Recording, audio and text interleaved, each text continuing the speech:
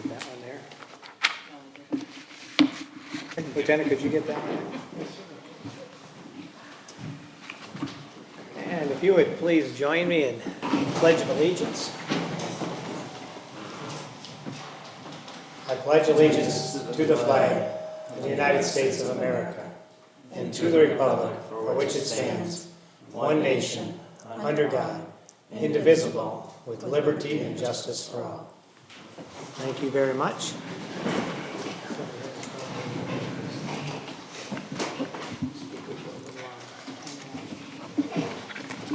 The agenda printed and amended will be followed, so all necessary and actions by the council will be addressed. The agenda can be amended by proper motion. Business from the floor is welcome and allotted for on our agenda. When comments from the floor are made, you must first be recognized by the mayor. Second, state your name and address for the record. And third, you'll have no more than 3 minutes to state your comment or concern. There are copies of the agenda available at the back of the room. There is also a sign-up sheet for just general sign-up and to, if you want to speak on floor items. And please turn your cell phones off. Thank you. So this is the regular city council meeting, City of Nowthen, Tuesday, February 14th, 2017. I'll accept the motion to approve and or amend the meeting agenda for tonight. Mr. Mayor, Councilmember Bettinger. I'll make a motion to approve the meeting agenda as presented. Second. We have a motion and a second. Mr. Mayor, Councilmember Rainville. I would like to move item 1-4 under the consent agenda to item K under council items.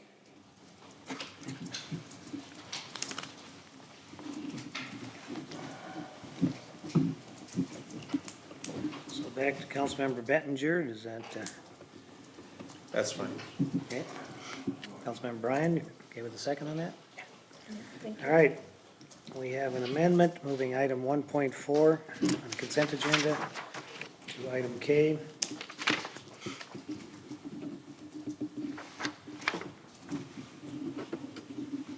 Anybody else? Hearing nothing, all those in favor of the motion? Aye. Aye. Opposed? Motion carries. Lieutenant Heath, you're up. Thank you, Mayor.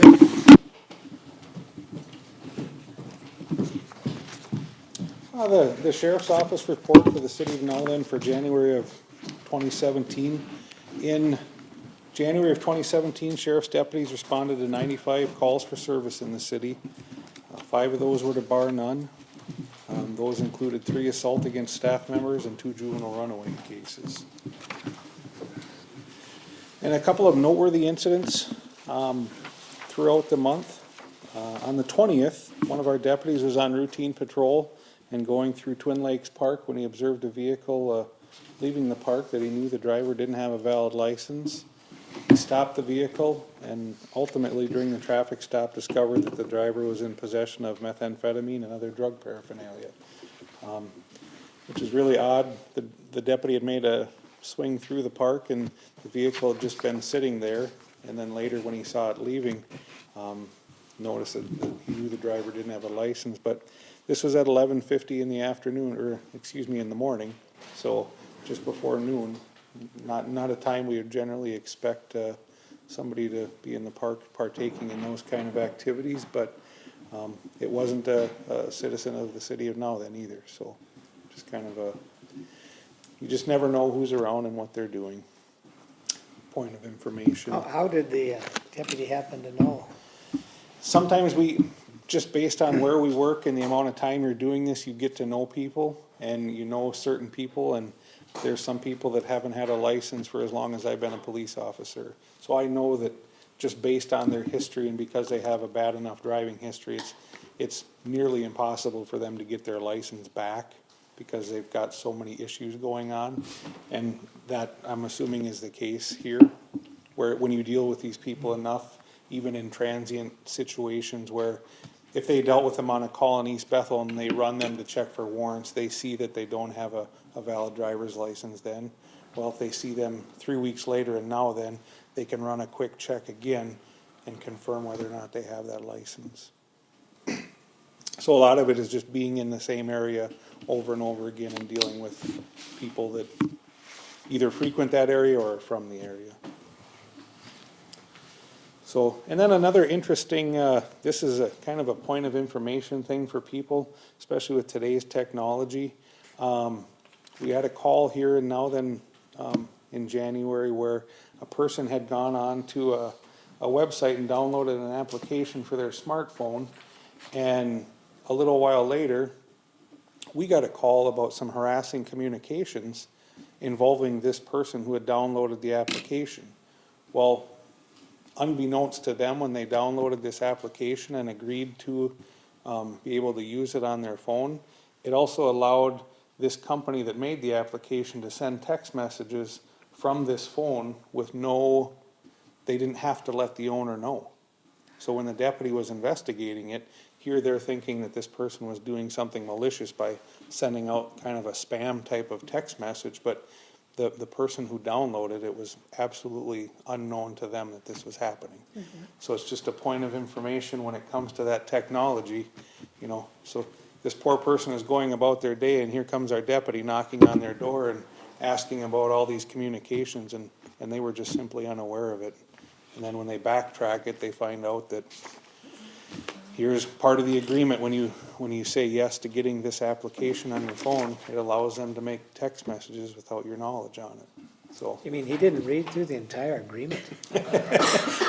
oddly enough, I understand that, but I think I've done that before too, where you just say yes. And so I just like to bring those type of things up because that's the first time I've heard of that happening. I know that you agree to a lot of things when you take on these applications and stuff, but I've never seen it happen where it was actually sending out messages, so. And then just a couple of other small things. Remember, it's tax season again, and this is a time of year where we see a lot of scam things going on and a lot of fraud type things happening. So just remember to, remember to tell people to protect your personal information. And again, phone calls from the IRS about delinquent taxes and stuff. You're not gonna get thrown in jail if you don't give anybody money tomorrow. We still see those scams going on where people call saying they're the IRS, and if you don't give us money within the next amount of time, you're gonna be thrown in jail. And again, if you get a call like that, don't respond to them. Contact the IRS if you're dealing with them and make the appropriate arrangements through them. And then one last thing that I wanted to bring up, the sheriff's office has started a program, tentatively dubbed Socializing with the Sheriff. And it's something that we're trying to do to provide an opportunity for citizens and our staff to come together in an environment that isn't call-based, where we're not out on a call dealing with somebody, or somebody isn't stopping at our office. So what we're trying to do is set up times around the areas that we serve where people can just come in, and we'll have staff members there, and we're willing to talk about issues that are going on in the community, or if you just have more questions that you want to learn about our office or law enforcement in general, we're trying to do some things like that. One of the places we've seen where people are really taking a hold of it is at like senior centers. That's a good place. It's been a good venue for us. And I wanted to make sure that everybody here knew that that was a possibility. And if we have anybody that's interested, they can contact me, and I'll get them in contact with somebody at the sheriff's office that can help coordinate that for the city. Or if there was somebody in town that wanted to do that. And right now, we're using our crime prevention coordinator, Laura Landis, as the person who's kind of moderating and trying to set those things up and coordinate it. So you go out to the communities and meet with them?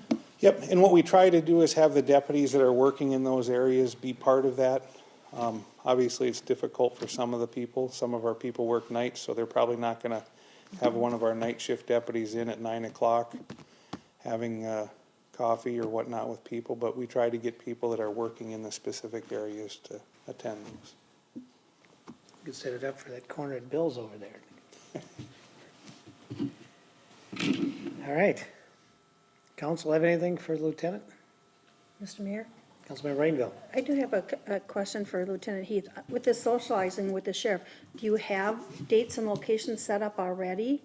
We have in other areas. Okay, And those are more where smaller segments of the communities have reached out and said, hey, could we Okay. do this? Right. So that's why I wanted to offer that up to now then, if there was anybody that had interest or there was any groups or whatnot that would like to do that, we could do that here as well. Okay. But if there was interest, I could get a copy of the other dates and locations and times, but like a lot of them are in Ham Lake, East Bethel, Andover, stuff like that. I would appreciate a copy of that, and the reason is there's a Now Then Bulletin Board Facebook page, and it would be something that we could put on the Facebook page saying that this is a new initiative by the Sheriff's Office. These are currently scheduled. Is there any interest with the residents to do something maybe here at City Hall? But it would be a way to reach out to the residents and see if they're interested. I can And if get- not here, maybe they'd be interested in going to another one. Certainly, I can get that for you. All right, thank you.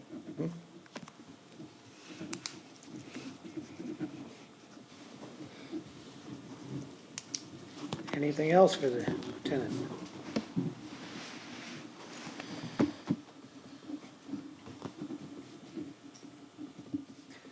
Thank you very much. Thanks.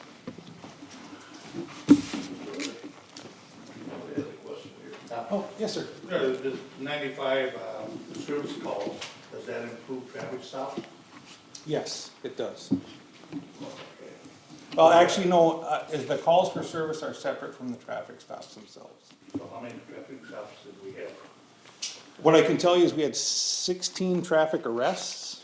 That doesn't include all of the stops that were made. A lot of people get warnings and things like that. But we had 16 people, or there were 16 citations issued for different offenses throughout the month. Okay, thank you. I don't think we got our summary this month either, so. Okay, and that probably makes sense. One of our administrative assistants asked me for the correct contact information. I think she tried to send an email and it got rejected. So I gave her the information, but I can make sure that you get that forwarded to you as well. Appreciate that. Sorry about that. All right. Move on to floor items.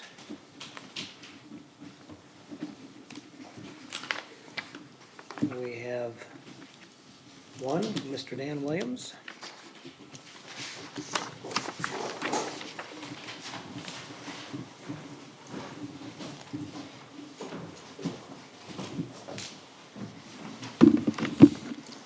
Good evening. Dan Williams, 7967 191st Lane, Northwest, Nowell, Minnesota. I had a couple things I'd like to touch on here right quickly. Number one is a title change for our city clerk. I think after 15 years, clerk is not a proper entitlement for the job she does for the city. I think it should be changed clerk administrator or just city administrator. So when people call our city, they know they're talking to somebody who knows the city, and she definitely knows the city as well as anybody else. Number two, the strategy meeting I keep hearing thrown around that's going to happen. I hope it happens at 7 o'clock. And there's public notice out for all the citizens to be here. I don't know why any of you staff people, council people want to have it in Anoka or someplace. We have cameras here. We have a new floor. We have plenty of room for the multitude. I think it should be here and not in some back room, so we keep everything and all the citizens involved. Third, at these meetings, I keep hearing a lot of stuff being delegated. Staff do this, staff do that. It sounds like everything's getting shuffled to staff. I would just wonder if any of you council people are talking to staff just to see what their workload is. Now we're down to 2 people. To my knowledge, there's not the 3 part-time people anymore. And I know if they don't have anything done, if they don't have an item done on time, it gets brought to the council's attention. So I think you need to have a powwow with them to see just what their workload is and what is feasible and what is not. Number 3, I think that, I have the Now Then City Code of Conduct here, and under 2 of the things, interaction, council members shall refrain from abusive conduct, personal charges, or verbal attacks upon the character and motives of other members of the city council, boards, commissions, committees, staff, or public. And down further, it says positive work environment. council members shall support a positive, efficient, effective environment for residents, businesses, and city employees. I don't think that's happening here. I think there's a lot of staff bashing going on. We have 2 staff, so you don't have to call, well, and then we have maintenance staff, but for paperwork, we have 2 staff. And when you say something, staff isn't doing that, it's almost like calling somebody out by name. I was just at the workshop the other day, and there was an item that one council member put on the agenda, which would censure or challenge the staff in public, and here 2 other council members asked the staff why what was supposed to be done wasn't be done, and there was a rational explanation. It didn't have to be made public in a vindictive way. I think staff and council, they need to work out this rift that's between them, and it does exist. I'm just wondering if anybody, I don't know if any sensitivity training or what, but we're supposed to be all on the same team. It's not like master slave or you work for me, and that seems like how it is here. Like, some people don't think everybody's equal, and I think the city would benefit if everybody was working together equally, if everybody respected everybody. I think respect is a big part of that, and I'd like to see that move forward. I think everybody should work on bridging this gap that's definitely there. I mean, some people might say, oh, it's not, but it's definitely there. One more thing, I keep hearing about the broadband that's coming in the city. Is that a council thing that they're pushing? I hear about these meetings at the church with some council people that are there. On the One Now Then website, there's information, but then how is this information getting out to the multitude? Because I never hear about it unless I look at that One Now Then bulletin. And people keep saying, is it coming, is it going, when's it coming? I think somebody needs to do a better job of getting the message out there. Thank you very much. Thank you.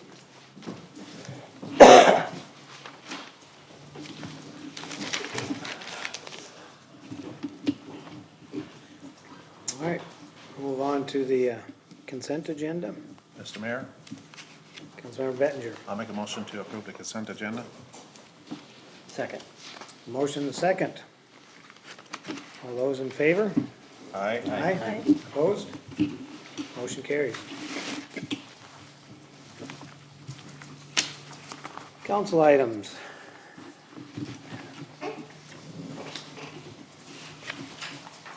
City Hall HVAC system.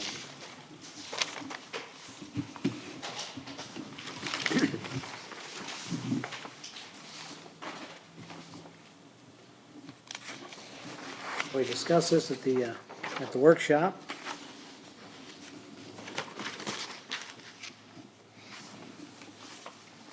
I think there was some discussion certainly of investigating what it would take to combine into one system, what it would take to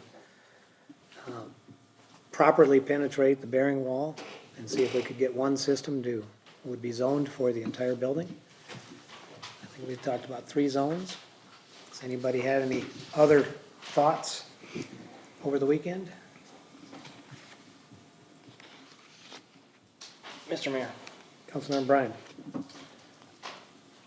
I think the simplest solution would be to go ahead with 2 furnaces, but I'm not sure if that's the best solution long-term.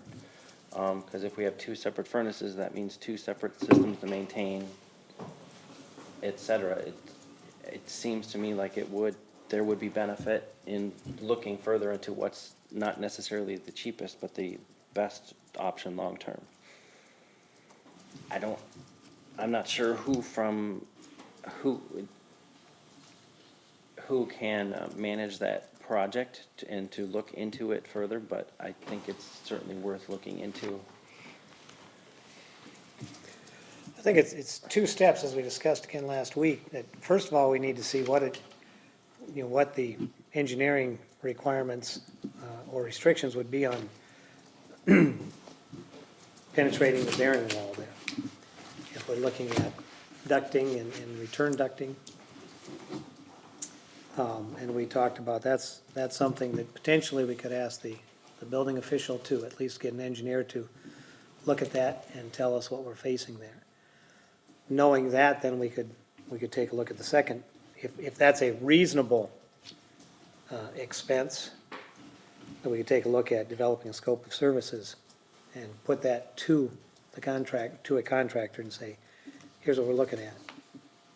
And so we talked about, first of all, determining if the cost effectiveness of going through the bearing wall, and then secondly, the scope of services, so we could get some apples to apples quotes. And so I guess the question we have here tonight is, do we want to engage an engineer to tell us what it's going to take? And if it's reasonable, to put together a scope of services.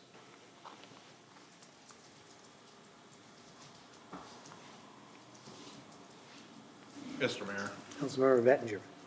I think this originally started was because we had our furnace repaired and it was brought up that our flue or chimney may be leaking and may be cracked. And from my understanding from the workshop, I don't think anybody's actually even climbed up on the roof to look down to see if if it's lined with a metal liner up there. Maybe the chimney's just fine.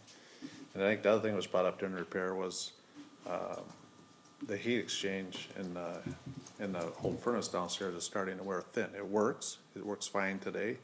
I guess the temperatures for that one meeting was a little chilly in here. I don't know if it wasn't turned up in time or whatever, but it's been warm in here since then.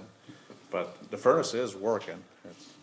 Maybe we need a bigger one in here, but I think the biggest safety concern at the time was the chimney flue. That is it lined or not? And is it leaking carbon monoxide into the building? And until somebody climbs up there and actually looks down to see if it's lined or not, we don't know that answer. The simplest fix probably would be just replace, if need be, replace that one furnace. That's gonna be the cheapest, the most cost-effective way. If we start knocking walls out and replacing two furnaces with one, a newer air exchanger, that's gonna be way more expensive than just to replace that one furnace. And I don't know if we're talking about knocking walls out, but certainly putting a hole in the wall for ducting. And I don't know, when the addition was put on, I imagine that furnace is new to the addition, so how many years has that addition been on there? I think the one furnace is new to the addition, the other one was there before that. Yeah, so the addition's been on 15 years, It's been a longer, it's probably been over 20. 20, so the newer one is 20 years old, which is probably life expectancy of that. And the older one is older.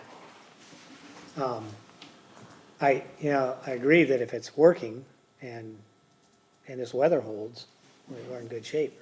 But it seems to be sensible to look at it right now and look at how costly it would be if we could combine it into one system that's therefore not maintaining two systems, something that's zoned. And it certainly would be more efficient than something that's 20 years old or older. So it seems worthy of investigating, and then we can decide once we look at the cost whether, what's the most cost-effective way of doing that. But I think the first thing we need to do is determine how expensive is it to go through the bearing wall, and then what's the state of the equipment we have, and what's the reasonable replacement to it.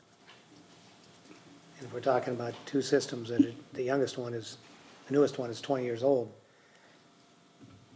we've got an old system there, so.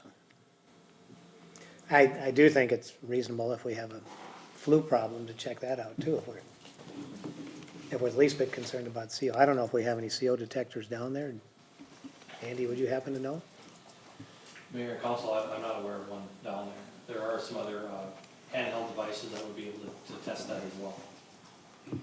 And I agree, for that matter, is to look down the chimney, get up on the roof and do a little bit further investigation just to see exactly what you have. That's just a good idea to start from there. It would be a small investment of time just to make a better assessment, again, of inventory and take a closer look.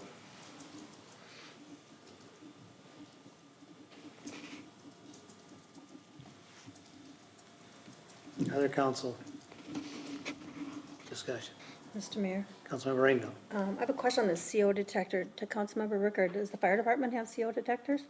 Handheld? We have a monitor Okay. for checking levels. Maybe we could connect. Do we have one in the building department? Not to my knowledge. Maybe we could connect those two to at least try find that out about the CO downstairs.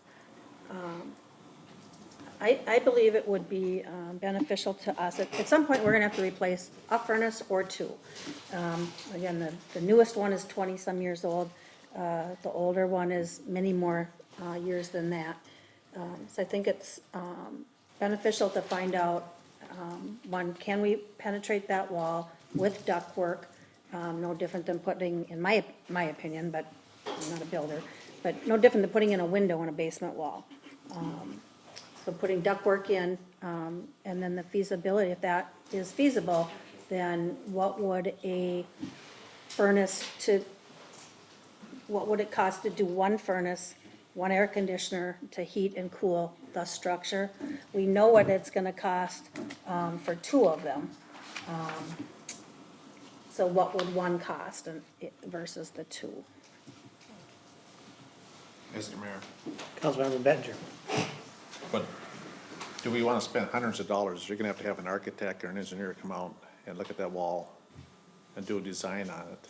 And then if you're gonna have somebody like Andy administrate that at $65 an hour, you're gonna spend more money on figuring out whether you can, I'm sure you can put a hole in that wall. It's just, what do you need to do to bear that wall back up with headers and stuff?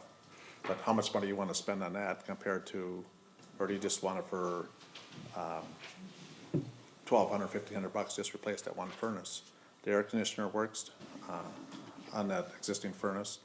I mean, you could replace the furnace probably by time, for just about the same amount of money as what you're gonna do to investigate and to penetrate that wall to put in a one furnace system. Mr. Mayor? Councilmember Rainville. And it's very possible, but we don't know that. And if we wait and wait till one of the two furnaces just quit, then we have to make decisions, and we have to make them quickly, and maybe won't make the best decision.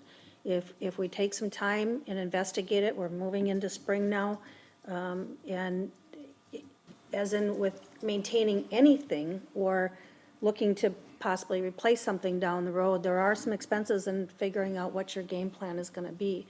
But I think that those would be dollars well spent and wisely spent, so that we would truly know what our options are, and that we would have those options available to us at the time of having to replace something. Again, one of our furnaces is 20 years old, one is many more years than that. So I think it would be smart to find out what our options are.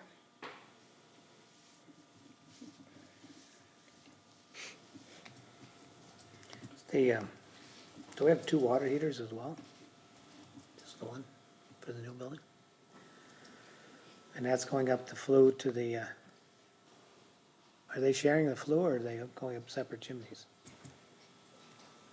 That I don't know. I believe they are sharing at least one. And if I might, I think, to both points, I think a limited amount of research could lay out some options to you.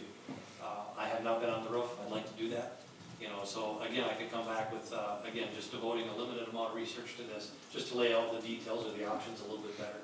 I worked with a couple of engineers, and I believe, again, taking some photographs of that bearing wall and just emailing them, we could do this remotely without necessarily investing a trip charge or something like that. So just, again, given a little bit more time and leeway, we could probably come up with some more concrete, rough estimates as far as which road to go down, because I think you're right, that would add up pretty quickly as far as, you know, the investigation and the structural design and so on. But again, just investing a little bit more time into those options, I think I could give you a good idea of what the end result would be at each end of those roads.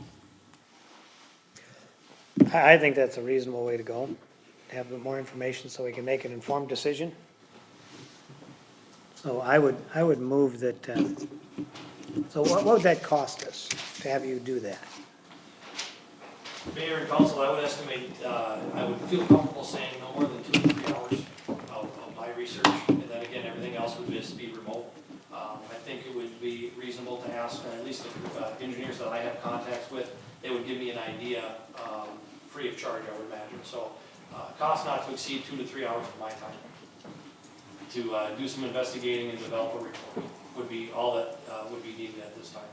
And at this time, what is the cost of an hour of your time? Is it In the is our proposal- current rate as the building inspector, or would it be under, It depends on the workload. As you're aware, there's limited time now. I'm trying to wrap up projects under my current obligations with St. Francis. I don't know that I'm gonna have time under the current workload to get that done. Working with Phil in the transition, the current projects we're working on, I don't know that I'm gonna have time in the next week and a half. so worst case, you're saying 3 hours Correct, and 65 an hour? correct. Okay. Mr. Mayor, Councilmember Rickard. how's that to look at the flue and the wall? Correct, And put together a proposal correct. or recommendation. It seems like a reasonable investment of $200. Looking at the discrepancy in the proposals that we have, that seems like we can get some information up front, and it will help us make better decisions going on, so.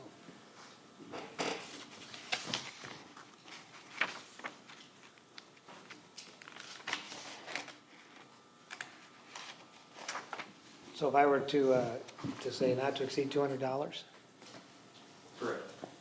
and I'll make a motion that we engage Mr. Schrader to put together the research and recommendation at a cost not to exceed $200 at his earliest convenience. Second that? A motion, a second. Other discussion.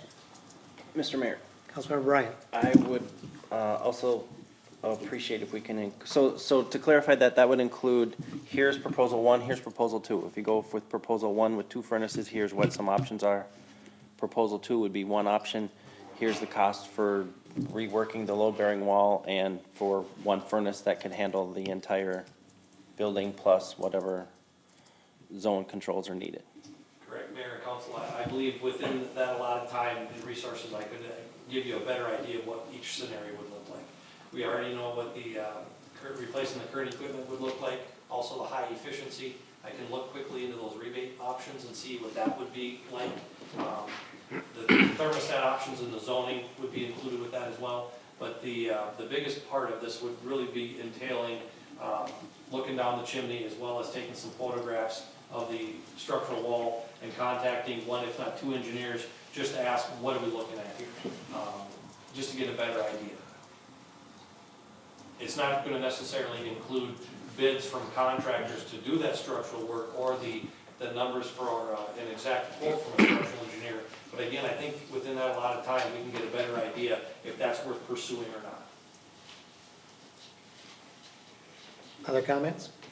Mr. Mayor, Councilmember Bryant. one more comment would be to include local HVAC vendors from Alvin. And I think that would be part of it, once we put together a scope of services to send it out to them. That would be something we have internal staff could do. Anything else? Seeing and hearing none, all those in favor of the motion? Aye? Aye. Opposed? Motion carries.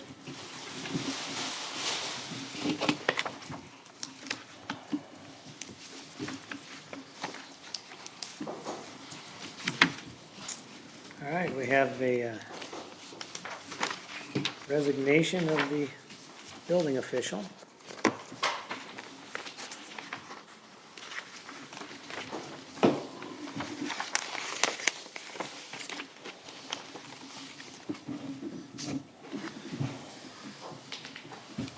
There was a brief discussion on the workshop that St. Francis had yesterday. I did speak with the mayor today, and he didn't give me any insight. Were you at the workshop yesterday? I was not. Okay. Corey, I would like to call on you if you would be willing to share what you've heard from the city administrator and give us some insight. Yeah, Mr. Mayor, I did speak with Joe, the administrator of St. Francis today, and after their workshop yesterday, he had indicated to me that The plan is that St. Francis is going to submit a 60-day notice to cancel the contract with the city of Nowthen. And in our discussions, I had asked him about a friendly cancellation, if they would be inclined to do that, if we chose to do that, and they said yes. If we do not choose to do that, they will still continue to provide the service to us during that 60 days. It would be under Metro West is who they would contract through, and it would be kind of more of a pass-through fee, where Metro West would be, we would still pay St. Francis, and then they would provide the services to us. So they are inclined to cancel the contract if we want to do so sooner. It sounds like they will be submitting a letter to us by February 22nd. Right. And at this point, they're still expecting that Phil will provide services Yes. under the license of Metro West. Actually, as far as I understand, he would be designated as the building official, and then he can provide the residential services, and then Metro West would be coming and providing the services for the commercial and the septic. Okay. So now you know. I do. Thank you. All right. So the council did receive a proposal and a proposed agreement if we wanted to continue.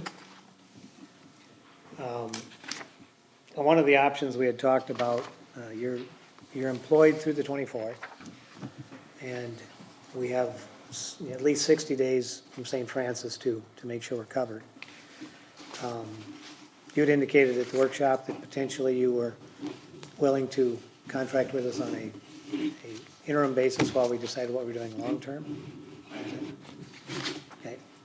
And so this agreement that we have before us would be the same that we would do on an interim basis if we did longer.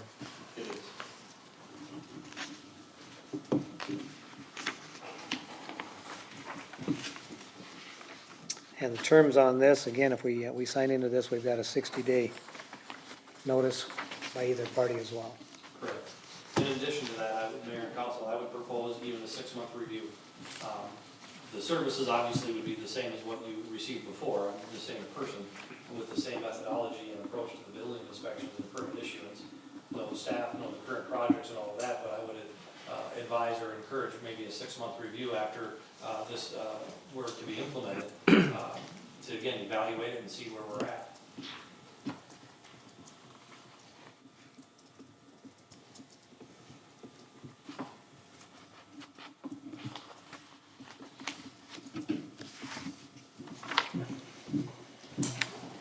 Mr. Mayor, Councilmember Bettinger. does anybody have any knowledge of what Metro West charges? What are their fees per hour? So we have something to compare to. I mean, how does that compare to St. Francis continuing on for the 60 days and then Metro West supplying commercial and sewer? How does that compare with Andy's contract? It'd be nice to have that information. Mr. Mayor? Councilmember Rainville. To Ms. Ledusser, am I correct in thinking that even though we're going with Metro West for commercial and septic, our billing would stay the same as we have now from St. Francis? There'd be no change in that? Mr. Mayor, the way the contract is currently written, that should be how it is. It should remain that way because it is stated an hourly rate plus $1. Okay. You don't believe? No, I get the contract. You pay for the actual cost. Okay.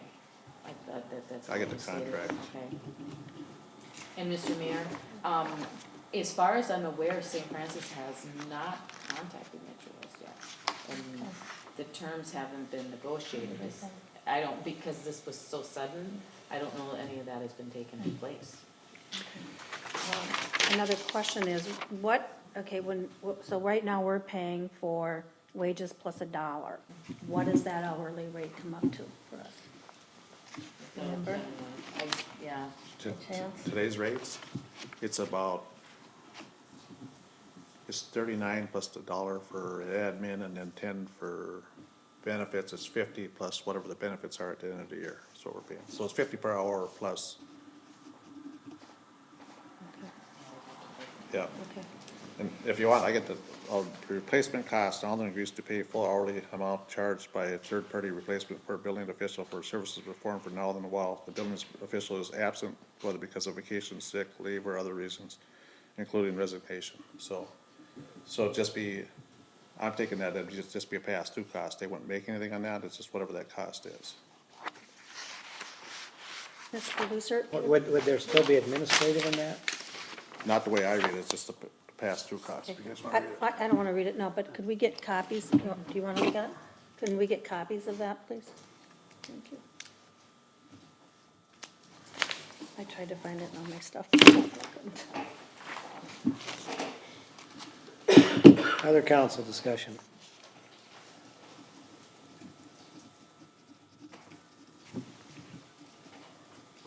Mr. Mayor, Councilmember Bryan? I'm just thinking, we have the 60 days with St. Francis. We have questions about if we should continue with taking advantage of the 60 days from St. Francis or look at Metro West or hire Andy's firm. I think we need some more time to discuss this, and we can table it for another next meeting. Okay, so I'm okay if you make that motion, but I would like it to be, what do we want, what information do we want to gather before then? So one, obviously, we'd like to all get a copy of the agreement, so we have what's current. We would like to see what Metro West and, what was the other one that you had talked about? Spectrum? Spectron? I think so, but I don't know that if they're around or where they're at as far as if their services are still being provided or not. So to at least see what Metro West charges are, and what other questions would we like answered in this interim period? We've got a proposal from Mr. Schrader that we can compare to. And my understanding, at least on the residential, that St. Francis will continue to provide through Phil, who's also familiar with now then. Mr. Mayor. Councilmember Bettinger. And maybe we want to check with other communities around us, maybe Ramsey and Columbus or Oak Grove or one of them have, Oak Grove's already using East Bethel. yeah. But just to see what's out there, see, you know, maybe Ramsey has a need for, or maybe they have a building inspector already that needs more work to fulfill their day, or maybe they're thinking about hiring another one that we can, Let's say, Could listening share to them their state of the city today, if anything, they'll probably be hiring another one. There's a lot of building going on down, a lot of commercial going in down there, so certainly we can check it out.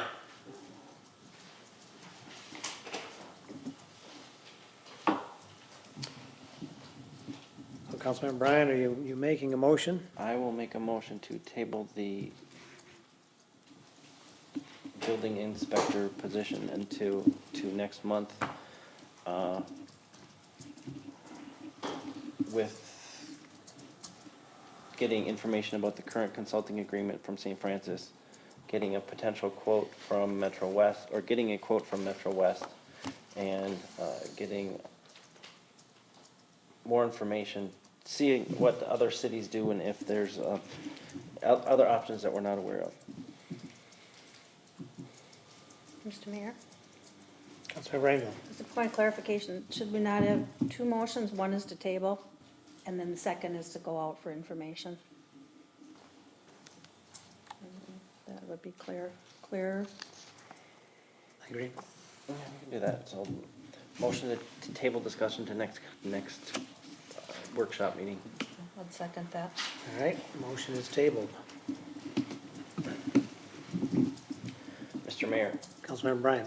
motion to find out more information about building inspectors and getting copies of the consulting agreement from St. Francis, getting a quote from Metro West, and researching what other area cities might do for that, to see if there's other options that we're not aware of at this time. Mr. Mayor, Councilmember Bettinger? should we vote on the first motion first? Yeah, we have. Motion to table, and motion to second. All those in favor? Aye. Aye. Opposed? Motion carries. All right, so now you got your second motion. I'll second that. And we have motion to second, any discussion?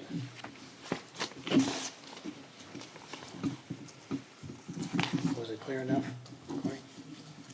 All right, seeing and hearing none, all those in favor? Aye. Aye. Opposed? Motion carries.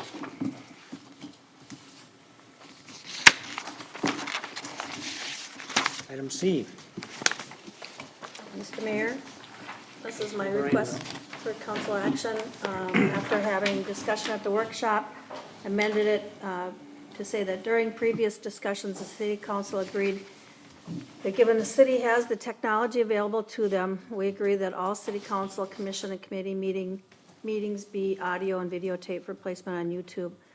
And the requested council action is that council wishes that all city council, commission, and committee meetings be audio and videotape for placement on YouTube. The council directs staff to report back at the March 9th and 14th city council workshop/meeting with a procedure as to how all meetings will be taped for placement on YouTube.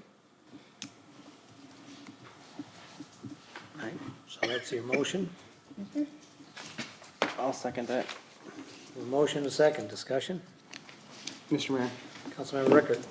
as discussed at the workshop, I guess I was thought it was gonna be changed, but I was questioning why the need for a procedure to do so. We have basically Corey and Lori who take care of most of the meetings, and they're trained in on it. The only one we really need to show how to do it would be Joe. So why do we need a written procedure on how to do it? I've not necessarily, Mr. Mayor, Councilmember Rainville. I've not necessarily asked for a written procedure, just that they'll explain to us how it will be accomplished so that we know who is doing what.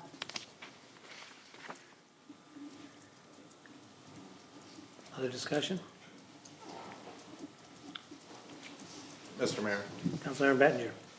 I guess the thing that be discussed is who's gonna tape the road and bridge meetings. Is it gonna be Joe, or are we gonna have Lori, or come in and start taking the minutes and doing the taping, or I guess that's the real discussion, and I don't know if she's available and willing to do that, or, and I think we wanna limit it to the number of people. We don't want everybody to have a key to be running our video recording system. Mr. Mayor, Councilmember Rainville. Councilmember Bettinger's questions, that's what I'm asking for them to do, is to come back to us, and how do they see that this is going to be accomplished? That they know their abilities, they know their time frames, they can let us know how that's going to be accomplished.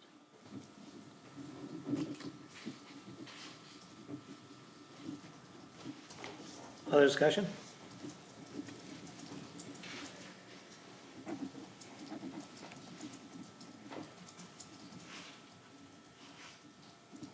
Seeing and hearing none, all those in favor of the motion? Aye. Opposed? Motion carries.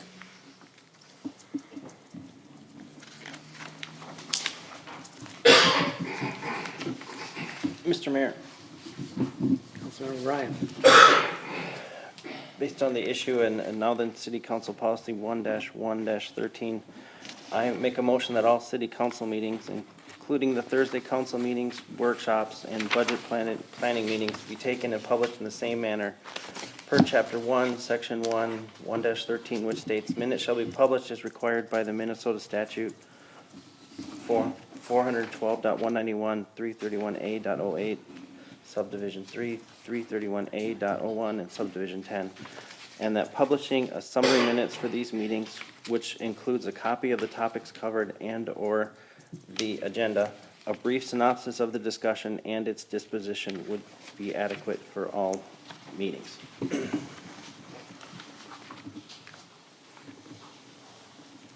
is that a motion then? Yes. Okay. Then I'll second that. Motion, the second, discussion. Mr. Mayor, Councilmember Richter. as discussed at the workshop and advised by our attorney, we are doing what we are required by state statute for our meeting minutes. We are to publish meeting minutes of anything that we do vote, take action on and vote on. So we are, and I want to make it clear, according to our attorney, and I think we discussed at the workshop, that we are meeting the minimum state requirements. Can we go above and beyond that? Yes, and I think we agreed upon that. My question with that, though, is we've had discussions with the clerk treasurer and how she takes notes for the workshops on Wednesday. And before we vote on anything, I want to know what impact that has on her, how much additional time it would create for her to type out meeting minutes for the workshops on Thursday. And, you know, get some bearing there rather than just voting and saying this is what we're gonna do when we are meeting the state requirements. Because we already, as we all know, we already have a limited staff, and if we keep adding more burden and burden on, you know, what's gonna happen?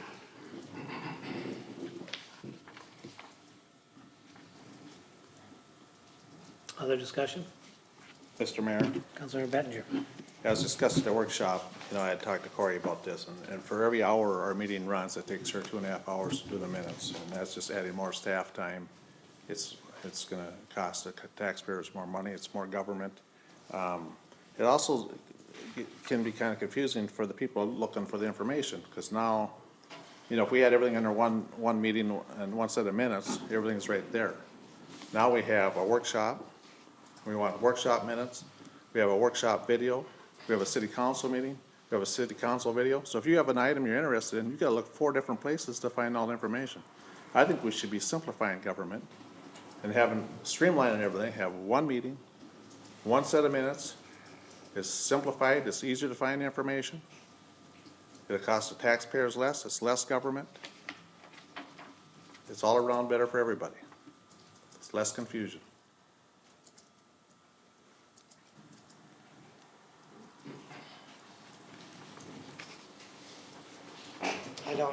I guess if discussions are had at the workshop and you want to know what that was, if there was a brief summary of that, you could say, I want to see the workshop video rather than the council video. It would help you if you got that emailed to you. That's the one I want to hear. I don't want to go through 2 sets of tapes. If you don't know what happened at the workshop, the only way you're going to know is either sit here in the audience or watch the whole tape. I think it probably could be, simply you've got an agenda. Case in point, we had a couple of things that happened at the workshop that got moved to consent agenda. One of them was determination that we didn't need any action on it at all, left it completely. So if you got the agenda for the workshop and you came back to the council meeting, you'd say, well, something's changed, but I don't know why. You could go back, look at a summary, and go back and find that on the tape if you wanted more specific details. Look at the summary and say, Matt explains it pretty well. It seems to make sense. I don't know why it would necessarily cost more money unless we were going to pay people overtime to do that. Now, if it turns out that we can't do it without more staff, then that's something we'd have to address. But if it's something that can be done within the hours that already exist, then I don't see it's actually costing more money, nor creating bigger government. I think it's creating a more open government because we get a chance for everybody to get a synopsis and to decide whether they want to go into the detail of the video. But, again, I don't know that it's actually going to cost us more money. If we find out that it requires extra employee power, then it's a different discussion. Mr. Mayor, Councilmember Bettinger. it is gonna take more employees' time to process them minutes. And that is dollars, that is money. Our staff is busy already. So I don't know if they're gonna have to stop doing something else to do this.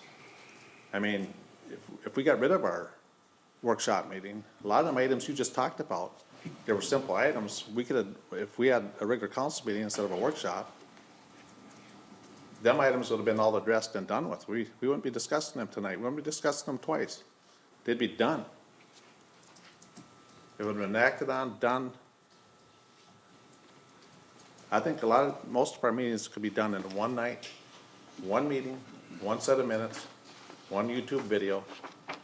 Saves staff time, saves tax dollars, it's less government. Mr. Mayor. Councilmember Ricker. I agree with Councilman Bettinger. We've never moved things from our workshop right to the consent agenda until this month. This is the very first time we've ever done that. So you can't use that as an example of what it's gonna save us by doing that. Now that we've moved the workshop till 7 o'clock, it used to be 5 o'clock. We've now taken 2 hours out of that. And very rarely is there anything on the agenda that we don't discuss again at the council meeting. So with taking away all the time that we have for the workshop, I don't want to be sitting in a meeting, 2 nights a week till 10, 11, 12 o'clock at night when we basically are doing discussing the same topic over and over again. Where like Councilman Bettinger said, once we discuss the topic, if we had the one single meeting, we then can vote on it and it's done and over. I think the reason we end up talking about things multiple times is because we don't have enough information at the workshop, and we're getting additional information. So we can flesh it out, and if there is more information, we can get that, and it should expedite this meeting. And if we've covered it at the workshop, the only thing that could delay that is if we get additional information, like we had tonight. We didn't have Andy's information before. If we had had that as part of our packet last week, we wouldn't have spent this time dealing with the building official. But otherwise, the stuff we have talked about should move fairly quickly, and the second meeting should be either the additional information was provided to us, and so we can decide on it, or it wasn't, and we can table it. But I think it should expedite the meeting, and I don't think that there's any reason to expect that there's gonna be 2 meetings until 11 o'clock at night. I mean, even going through this the first time, it didn't take, it certainly didn't take that long last time, any longer than a normal workshop, so. Mr. Mayor, Councilmember Ricker. if you look at the agenda that we have right now, it took us 3 hours. There's no road and bridge, there's no park and rec, there's no planning and zoning, and it was 3 hours. And you look at the topic that we're discussing right now, we're basically saying exactly what we did at the workshop. As far as Andy's information that he provided to us tonight, how did we act on it? We didn't act any different than what we did at the workshop. We didn't make any, action on it, We could have drilled down to Andy, at the workshop too, and got him to say, yeah, I can do it in 2-3 hours, if we would have done that. And if we structured it and we knew we had one meeting, then you're focused and there are steps that you need to take and actions that you need to take at that meeting. So you are more focused. But again, we discussed the same things over and over and again from the workshop to this. I agree, some things we have been able to expedite, but there's a lot of it we can't. And now again, being we shaved time away from the workshop, I don't see the point of having the 2 meetings. That's my opinion. And then again, to the point of the matter, if we don't have 2 meetings, the whole minute issue goes completely out the door. All the minutes are posted once, 1 meeting, done deal. Well, I think at the workshop, though, one of the considerations was also budget meetings.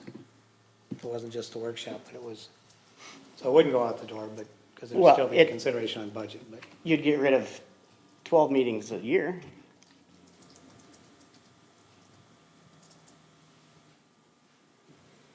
Any other discussion?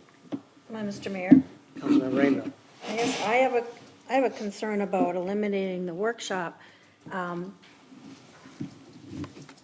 maybe I'm being presumptuous, but Councilmember Bettinger brought forward a motion which passed adjusting our payroll, or our per diem, our salary, and gave us an increase for attending meetings or not attending meetings. And now we're looking at the possibility of taking another meeting out for each one of us, and then we're gonna get paid for things we're not doing, and I'm not comfortable with that. I think it's important that we have the two meetings. There is discussion. I think in the past, there's been too many times where we have voted on something prior to having the two meetings, and we really didn't have enough information. We should have tabled, we didn't, for fear of it not getting accomplished. Having the workshop allows us to have conversations. If we need additional information, we typically can get that information by the council meeting. Yes, sometimes there's discussion on the items the second time around too, but I guess I don't see what's wrong with having discussion. It brings out people's ideas, it brings out the good and bad, and I think that's important. You know, everything we do in one way or another, we're spending other people's monies, well, our own too, because we're taxpayers. But I think that we need to be thorough. We need to make sure we're doing what's right. And the residents need to be able to see that what we're doing is right, that we are being conscientious and looking at what's the best alternative for whatever it is that's in front of us. And I believe by having two meetings, I believe that's a good idea. Our staff is small, that is correct. But one of the downfalls of staff being small is that sometimes what we receive is not in great detail. And so when we get it, we need to go into more detail, so then you get that the second time around. I think that with some adjustment, I believe that it's not,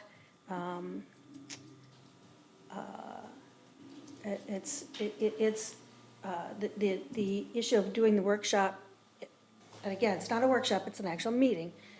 To do those meeting minutes should not be a burden. Corey would just have to change how she does it. She does it now for the council meeting, so she'll have to make some tweaks in what she does at the first meeting of the month. But as things are mechanized and as you do things, it gets easier and easier. And I don't know if there's going to be a burden. If this passes and there is a burden, then it's on Corey to come back to us and say, this is impossible and this is why it's impossible. But I think to not support having the information and having it available to our residents because we think something is not a good decision. Mr. Mayor, Councilmember Rickard. to that exact point, we had a discussion at the workshop about it we sit here as a council and make decisions on what we think is best for the community and whatnot. And how often do we actually ask staff, what impact is that gonna have on you? What impact, how greatly will that impact your day and your day-to-day operation, and do you have enough time in the day to do it? We don't. I think before we pass anything like this, we need to ask, their opinion and actually get we want a true idea of what it's gonna cost to go through a wall downstairs. We don't have any true cost whatsoever, what impact this would have on staff. We have had, people complain over, that things aren't getting posted on the website soon enough. If we add, more to it, what's the true impact? So can you truly vote on something when you'd have no idea what the impact is? Mr. Mayor? Councilmember Rainville. I would expect that our staff would provide input to it. It doesn't say anywhere that they cannot, and I think that they would provide input. If they choose not to, then, well, if they choose not to, that's to their detriment. It would be beneficial if they did. And they have the ability to provide that input. Mr. Mayor, Councilmember Bettinger. I had a couple things. And one, it's funny you bring up council wages, which has nothing to do with this item tonight, but just for the record that the amount of money budgeted and spent on future council wages has gone down and will save taxpayers money. That's a fact. No matter how many meetings you go to. Another thing is staff has never been asked, so they don't feel openly willing to supply that information because they don't feel, they haven't been asked, they haven't been, how do you feel about this, or, you know, do you have the staff to do this? So if they're not asked, already asked at a council meeting to voice their opinion, they're not gonna tell us. And that's not, because they haven't been asked, so they don't feel that it's their duty or that they're, you know, and there's always that, what if I say something wrong, what are they gonna do, you know? But we need to ask staff, do you have the time to take this task on? Or are you gonna need more help to do it? We don't do that. And one of the things about filling one of these out is you're supposed to fill out how's this gonna be funded? Where's it gonna come from? Nobody's talked to staff to see if they have the time to do this. And if they don't, and we need more staff, where's that money gonna come from? That information's not here. Mr. Mayor. Councilmember Rickert. With that said, I guess in my opinion, there's nothing in this right now that's saying this has to be done today. So I would propose that we table it and get staff's input. And actually get a true idea of what impact it may or may not have. And or ask staff, hey, is there an easy way that you can do this to get us what we truly want? That's economical and doesn't burden you and can be done in, you know, not a lot of time and doesn't, again, put a lot of extra burden on what you have to do on a day-to-day basis. But these are the kind of decisions, and we're asking staff to do things differently. And again, I'm not opposed to doing it, but let's get their opinion on how it's going to truly impact them and what those ramifications are. Mr. Mayor, Councilmember Bryan. the intention of the request for council action was not that staff would be doing anything different, but that we have meetings that need minutes to be taken and published. And currently that is not happening with the budget meeting nor the workshops. We've discussed having that summary minutes would be adequate, and so that's why the motion was made. Mr. Mayor, Councilmember Rickert. can I have clarification on what you mean by the word needed? Because again, by state statute and for our city attorney, we are currently doing what the state requires us to do. Mr. Mayor, Councilmember Bryan. as I understand that, the workshops are regular meetings, and that meeting minutes from those regular meetings should be published, so that would include the workshops as well as the Tuesday meetings. And I think that the clarification, Councilmember Rickert, was from the statutory subject to motion, who makes the motion, who seconds, roll call on the motion, character of any resolutions or ordinance offered. And there are minimum requirements of meetings, and I believe that's what the attorney was saying, that as long as those minimum requirements are being made. But in the document that was provided as part of this, and noted in the workshop, the decision regarding how elaborate or extensive the minutes should be is within the governing body's discretion. So, and I think that the attorney understands that as well. It's up to the body to determine how much or how little, as long as the state statutes on motions are covered. There are certain things that you can't go below. Correct, and again, that's why I'm saying what is needed, because again, by state statute, we are meeting what is required. Mr. Mayor, Councilmember Rainville. to Councilmember Rickert, how are we meeting that if we do not publish anything from the Thursday night council meeting? According to the documentation that we were given here too, from the state of Minnesota Office of State of Attorney, the minutes that are, what you'd have to have, the subject matter of the motion, the person making the motion, the roll call vote on the motion. And again, emphasized in the email that Bob sent, our city attorney sent us. You have to publicize and your minutes have to be on things you take action on. That's what the minimum requirements for your meeting minutes. Being Wednesdays at the, whatever kind of workshop or meeting you want to call it, we're not taking action on anything. So technically, to state statute, because we're not taking action on it, you don't need to publicize those meeting minutes. We can, as the mayor stated, we can decide on what we want as a city and what we want to publicize as a city. That's up to us. But again, it's my understanding, and again, going back to what the attorney states, is we are doing the minimum for the state requires now. Mr. Mayor?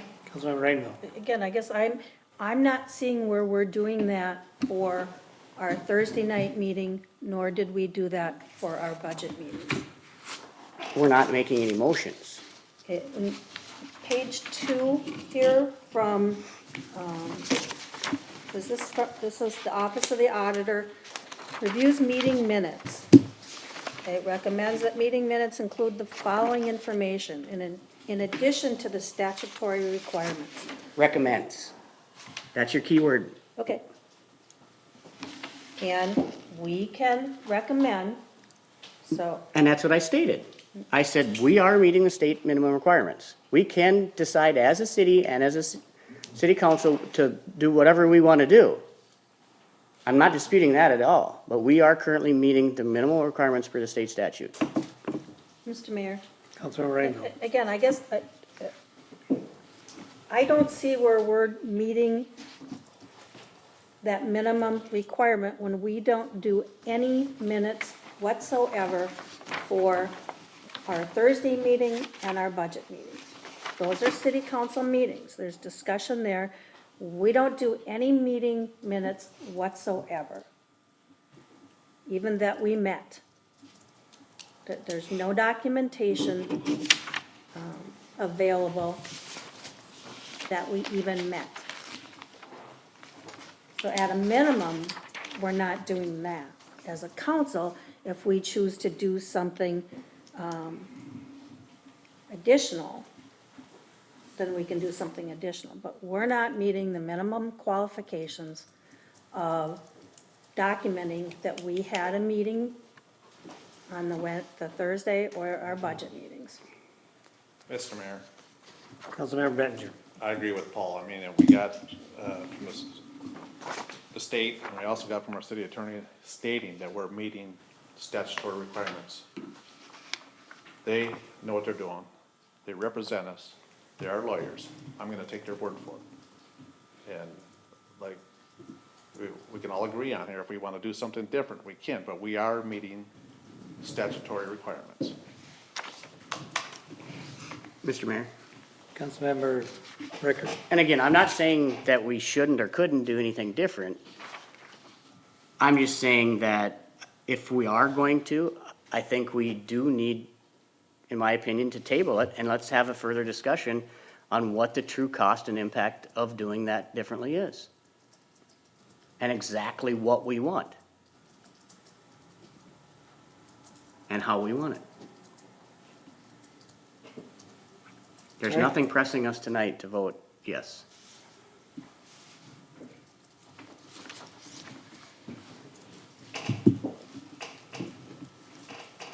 All right. We're starting to go around in circles here, so I'm gonna call the motion here. Mr. Mayor? Last one, yeah. Okay. Before you call the motion, is the author, the maker of the council action willing to table to get the additional information? You know, from staff, and I'd like clarified, I don't have the mayor or the attorney's information in front of me. that we are meeting statute when it comes to our Thursday night and our budget workshops, budget meetings. So would Councilmember O'Brien, Brian, be willing to table, so that we can get that additional information and bring it forward then? Yes, we can table that. I think, I'm not sure if I don't recall if the attorney's memo was specific to just Tuesday or any and all meetings. And I don't have that information in front of me, and I'd like to have that.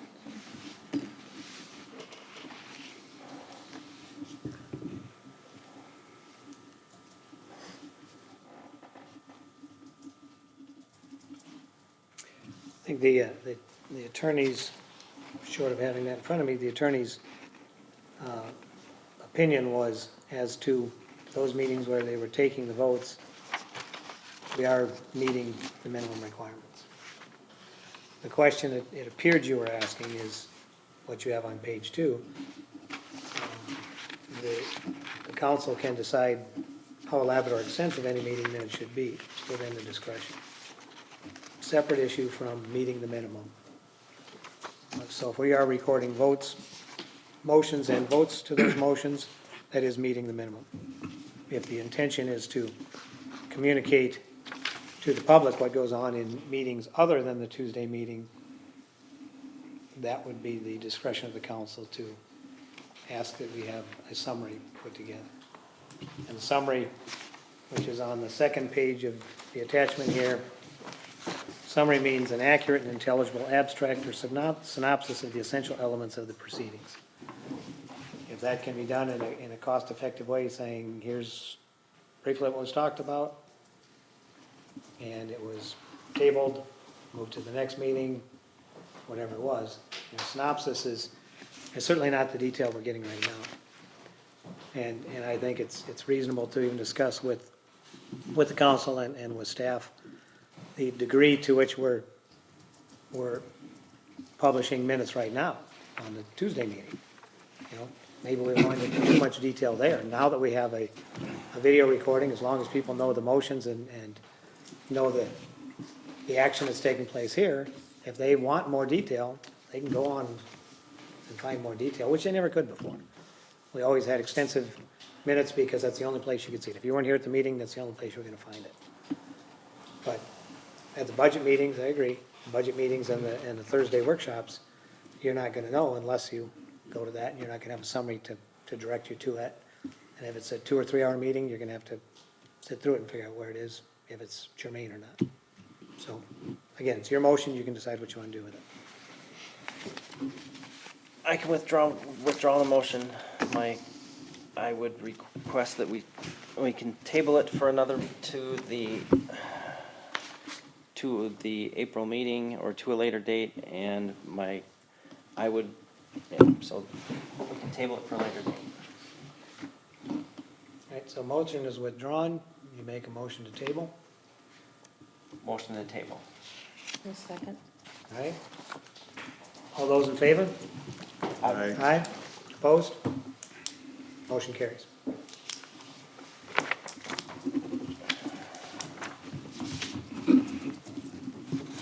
Mr. Mayor, could I interrupt the meeting for a minute? We have a seniors meeting dinner tomorrow, and we'd like to use the kitchen. The kitchen now is a lot of things that were in here that are in there. Is that going to be removed by tomorrow? I don't believe the piano will be. I don't know what else is in That there. space is actually the seniors, and that material was put in there while we were doing the floor, and that was fine, but that's been in there for, what, 10 days now? 2 weeks. And it would be nice to have that cleaned out for tomorrow. What was brought from out here from before? What all is else in the kitchen? Pardon me? What else is in the kitchen? What? The piano's in there, the organ is in there, whatever else was taken in there,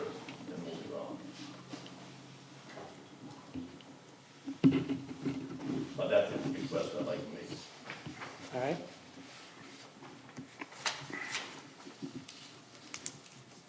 We will discuss it at the end of our meeting.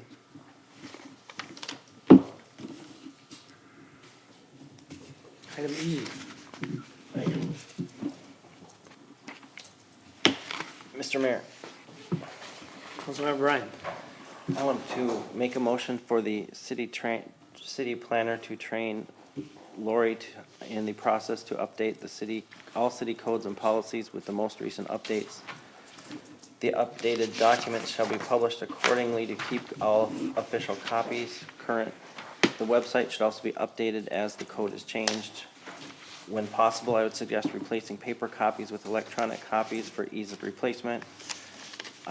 Request authorization to purchase Adobe Acrobat not to exceed $450 from the general government software budget, and for the city planner's time not to exceed 6 hours.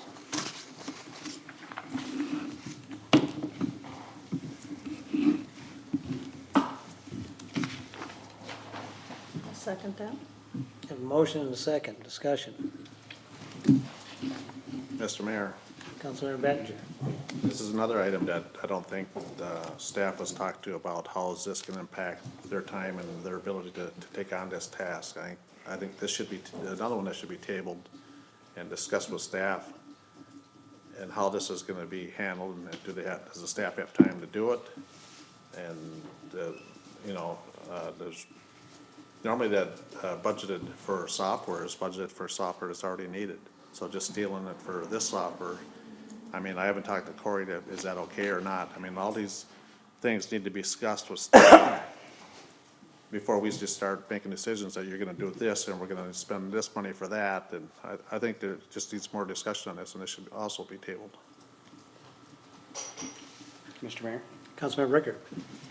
I agree, I agree too that this is something that we gotta do and we gotta get things up to current and whatnot, but, I do have other questions too, based on our conversations at the workshop, sounds like a lot of what they do right now is opening a PDF, trying to pull a PDF in, edit that PDF, is Adobe and a PDF really the right format to be doing it in?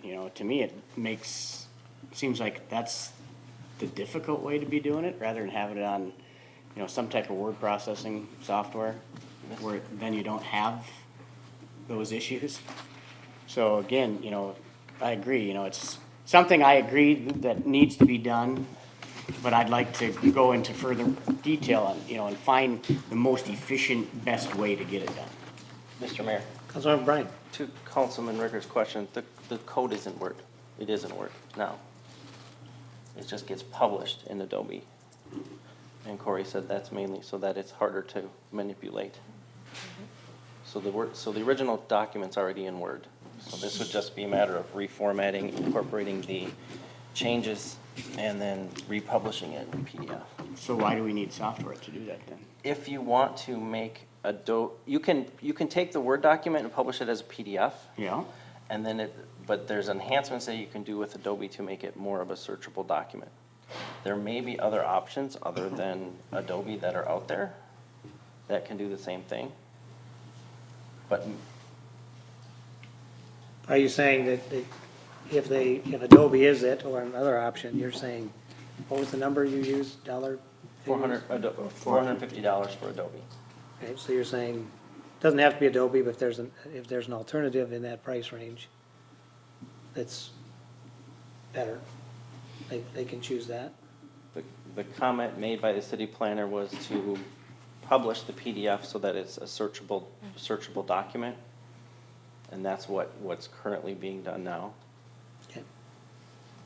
Mr. Mayor, Councilmember Bettinger.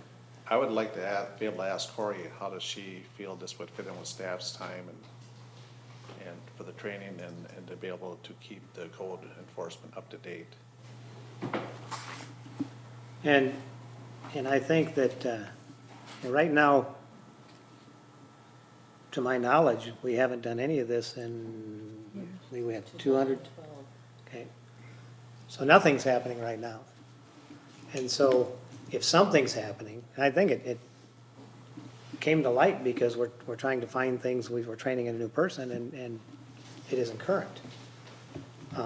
If it's been 5 years since it's been done, if staff does it over a period of time, I think we're okay with that, because obviously we've been okay with not doing it for 5 years. It's not something we've budgeted for, it's not something we've ever even had reason to discuss. And to have a planner come in and say other cities are spending $3,000-4,000 to do this, and we could do it for $1,000 to $2,000. I think if staff were able to work it in slow times or you know, if Corey says we can't over time, then we revisit it, but at least give staff a chance to do it. You know, and don't take this wrong, but it's ironic that in previous meetings, every time we tabled something or decided we wanted more discussion or more information, we were considered a do-nothing council. That we don't ever want to get anything done and everything takes so long to get done, and now it's kind of,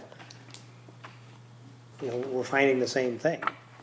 And all of a sudden, now we need more discussion, more debate.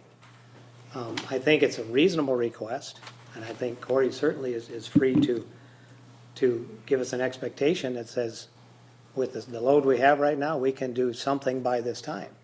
But we've got, you know, if it's been 5 years since we've done it, I think it's time to get our policies and our ordinances up to date. And if staff can fit it in, and we avoid having to hire it out, that's better, if they can't. And we'll come to another meeting and say, we're not making any progress on this because we've got, I think it's 200 to 225 pages to do. If they can't do it in that time, then we have to have that discussion on, we didn't budget for this, but it needs to be done, so we're gonna pay somebody to do it. Yes, Mayor. But I think that is one of those things that it certainly speaks to wanting to keep our ordinances current and give the staff the chance to do that. And if they can't, then we'll have to have that discussion in another meeting. Mr. Mayor, Councilmember Bettinger. I agree 100%. I'd like to see it updated. All I'm asking is, and this should have been done already, it's just, let's talk with our staff. How does this fit in? Do they have time to do it? Are they capable of doing it? We haven't even talked to them that this, maybe they don't need Adobe or anything. We haven't even asked them one single question about how And this if should be they handled. don't need Adobe, they don't have to spend it. We're saying the option is Staff is there. sitting right here. Let's ask. Mr. Mayor,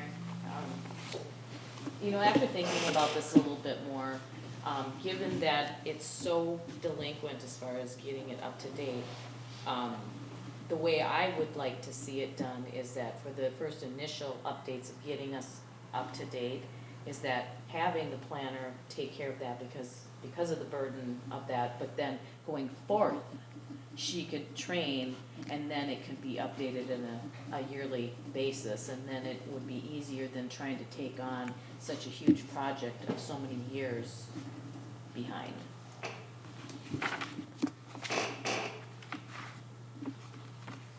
I think you're gonna probably find that it's gonna be more staff time and more training than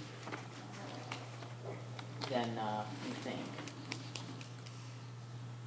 You know, and then during this training time, you're gonna be taking away staff time away from that, and then getting her behind on other things because she's training, and then now she's gotta get caught up with that stuff while she's trying to update the codes.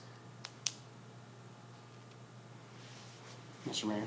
Councilmember Rickard. You know, I guess in light of learning just tonight that we haven't updated them since 2012, which is unfortunate, obviously, I do think that, you know, and seeing how many pages actually do have to be done, it may not, or it probably is a good idea to have the planner do it and then train internal staff to do it from that day moving forward.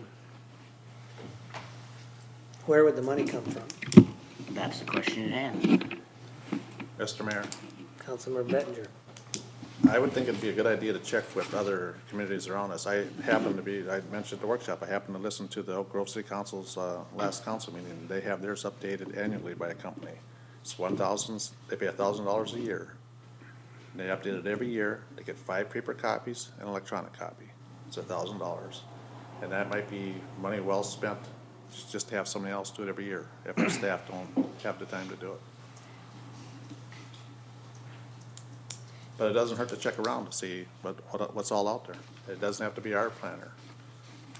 And being it has been done for 5 years, it probably is gonna cost us a good chunk of money for this one time.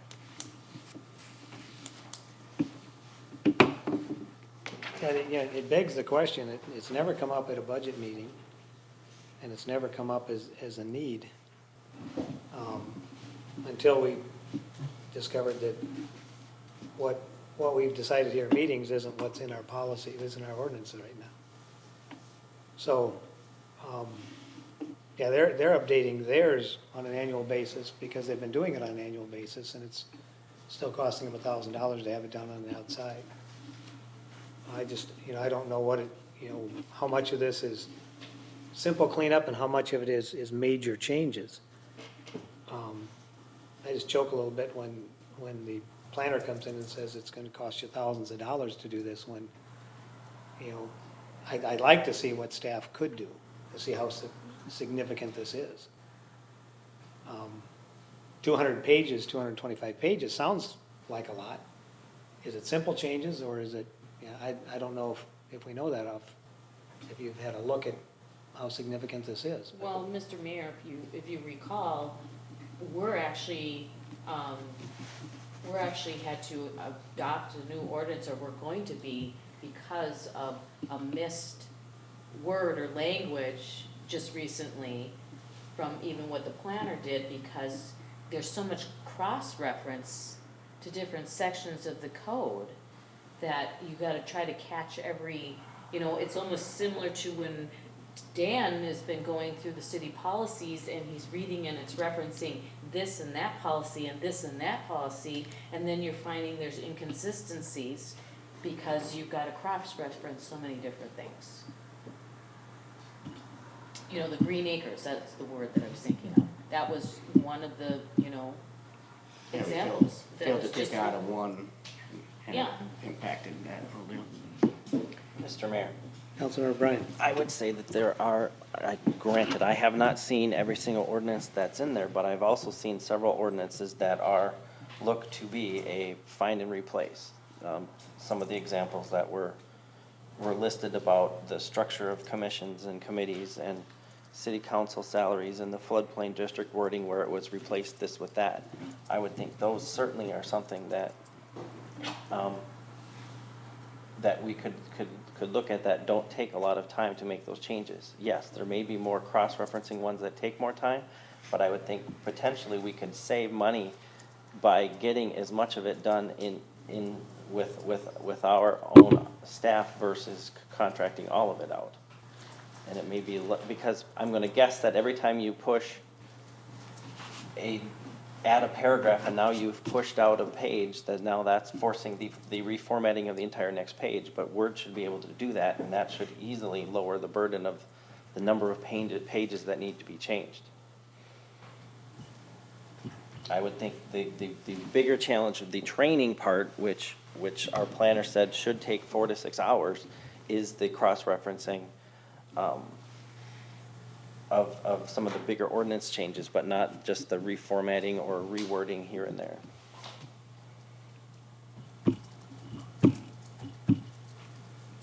Other discussion? Mr. Mayor? Councilmember Rainville. I do believe it is something that we need to work to be able to do it in-house. Once things are, once somebody learns it and is experienced in it, as our changes come, we don't do a lot of changes, and so as they're done, it'll be easy to update. But I think it's important that our staff learns how to do it, work in conjunction with the planner, figure out what is the best software to accomplish it, and work on it so that we can do this in-house.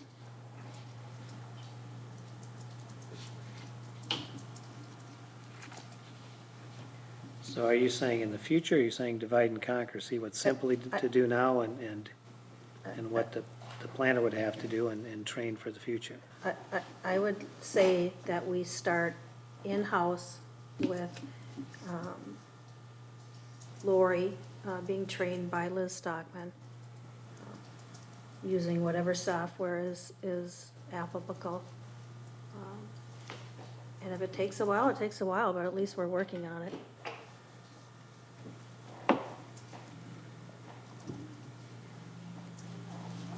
Then who, Mr. Mayor? Councilmember Rickard. I guess who do we pay to go through the final copy so that we don't run into the same issue at the Green Acre?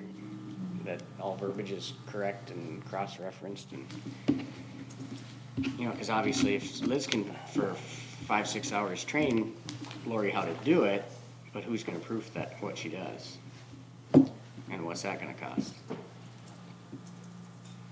Mr. Mayor, Councilmember Bryan. to Council Member Rickard's question, as I understand it from the email from Liz, that the final review is included in those 4 to 6 hours from her email that she sent today or last night.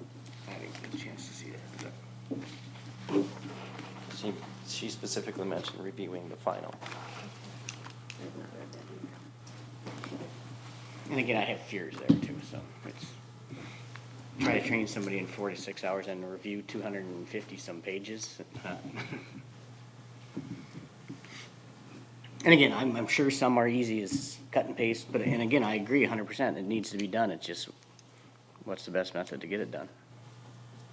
And again, I'm all for staff at a certain point doing it going forward, it's just how do we get to that point?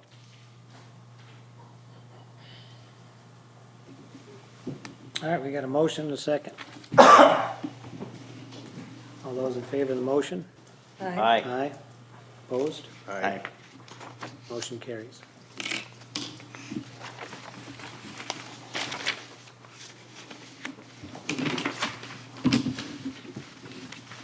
Mr. Mayor, Councilmember Bryan.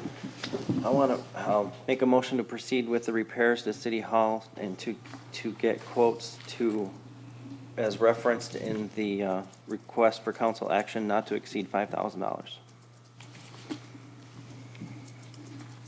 Second. Will you clarify, are you saying to get the quotes or to move forward with quotes that are, as long as it's under $5,000?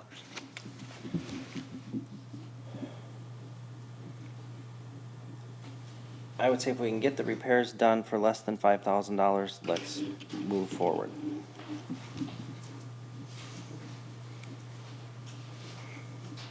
All right, we have a motion and a second discussion. Mr. Mayor? Councilmember Rickard. I guess I'm a little confused because I guess based on the conversations at the workshop, I thought the request was to basically go out and start getting quotes gathered for all the information so we know where we're at. Because again, I'm gonna bet and put money on as soon as they start trying to fix these walls underneath the windows, there's gonna be water damage and you're gonna far exceed that $5,000 pretty quickly. So again, I guess my understanding was that the mayor was asking for permission to go out and gather all the information and get bids, not to actually vote on getting it done. Mr. Mayor? Councilmember Bettinger. Yeah, that was my understanding as well, and I don't think we had decided where the funding for this project would come from. And I think once we get estimates, we know what that exact number is, then we can decide how we're gonna fund it.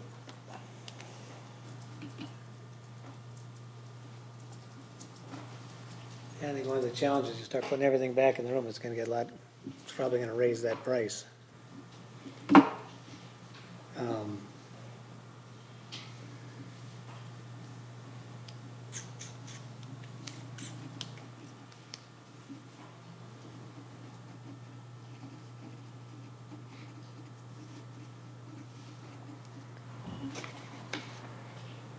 Yeah, the only one I see is, you know, obviously, we looked at considering tables and chairs. You know, obviously, we're functioning with these tables. That's the maximum we got for chairs there. I think the only surprise probably will be what's beneath those windows. The rest of it, they should be able to quote pretty straightforward. I know there is money within the Lions organization that has been donated, a little over $800. That certainly would go towards that. We talked about some excess funds that are in the general fund right now.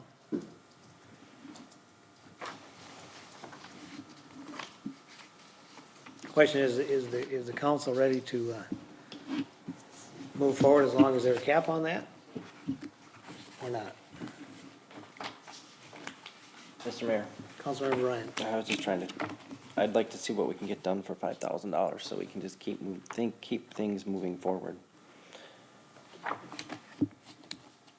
The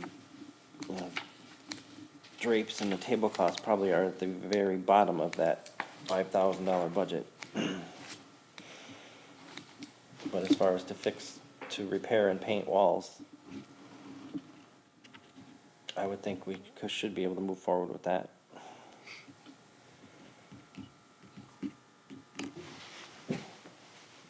Mr. Mayor, Councilmember Bettinger? what color are the walls gonna be, and what color are the drapes gonna be? I don't think any of them things have been discussed or decided on.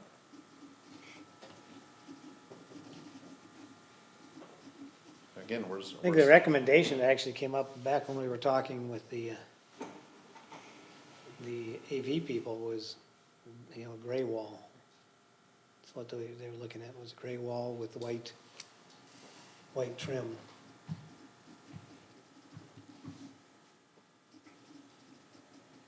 And I don't know about the drapes.